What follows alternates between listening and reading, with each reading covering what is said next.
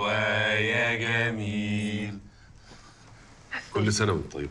وانت طيب يا حبيبي. سنة طيبة يا ماما. وانت طيب يا راح قلبي. انا قلت رؤوف ان انا احط لك 30 شمعة في التورتة، بس هو قال لي ما فكركيش انك كبرتي قوي كده.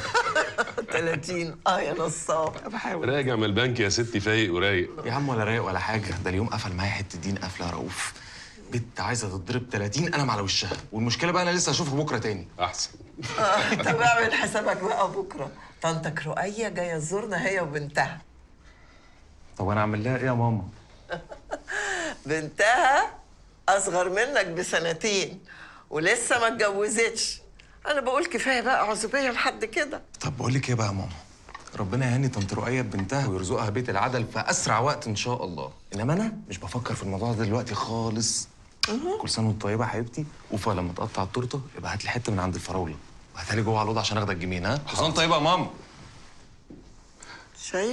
شايف اخوك؟ شايف وسامع كمان. بس بيني وبينك بقى يا حبيبتي، ايه لزوم الاستعجال؟ اللي اتجوزوا بدري خدوا ايه يا حبيبتي؟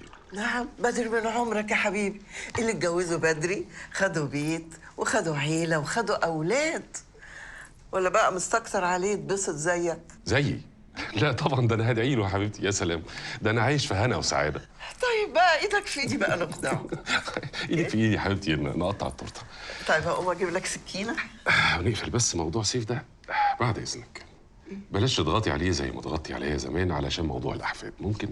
لا، ان كان على الاحفاد يبقى هضغط وهضغط وهضغط. بالحق دي بقى بنت خالتك رجعت امبارح من امريكا.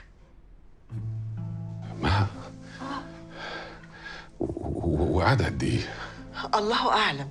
الجيران شافوها وهي داخله بيت خالتك مع بنتها. ولولا بقى اللي بيني وبين منال الله يجازيها بقى كنت اتكلمت وسلمت عليها.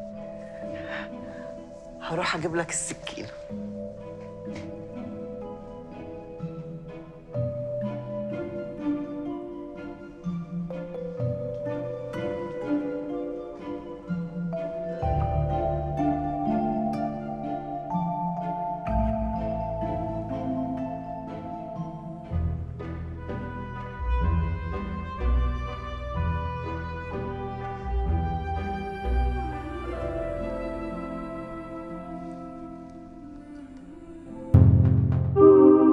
اشترك في باقات واتشت الشهرية بتبدأ من 14 جنيه و99 قرش، وباقات سنوية بتبدأ من 149 جنيه و99 قرش.